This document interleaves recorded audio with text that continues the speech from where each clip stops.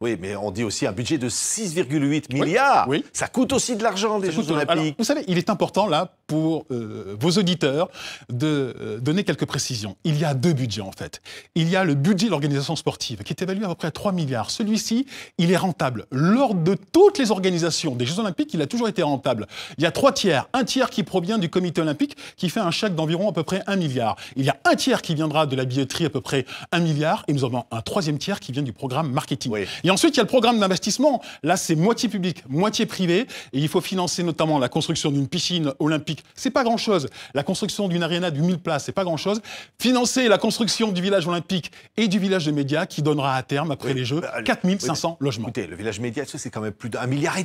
Oui. C'est considérable. Oui, mais après, ce sera à quoi? Ce sera à la disposition de la population, à la disposition du public. C'est pas quelque chose qui sera construit et ensuite abandonné. C'est un investissement pérenne à très long terme, puisqu'il va bénéficier à la population d'une région notamment qui est en difficulté. Il s'agit de la Seine-Saint-Denis qui, grâce aux Jeux Olympiques, aura un coup de booster. Oui, mais on a vu à Rio, on a vu à Sochi, on voit des piscines olympiques qui ont été abandonnées, envahies par les arbres. Tout de suite. Vous savez pourquoi je vous dis non tout de suite?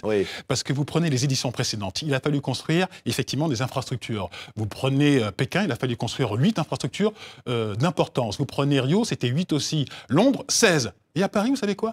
2 infrastructures. Je parle d'une piscine olympique et je parle d'une aréna de 8000 places qui vont servir à la population. Autant vous dire que ce n'est strictement rien.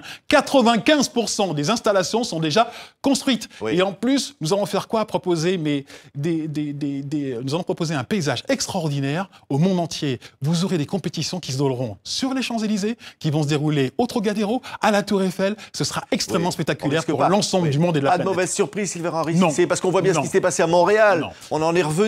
On voit que ça a été financièrement très l'organisation des Jeux Olympiques d'un autre temps. Aujourd'hui, nous avons le comité olympique qui impose l'agenda 2020, qui impose des Jeux responsables et durables. Et Paris 2024 s'inscrit pleinement dans cet agenda 2020.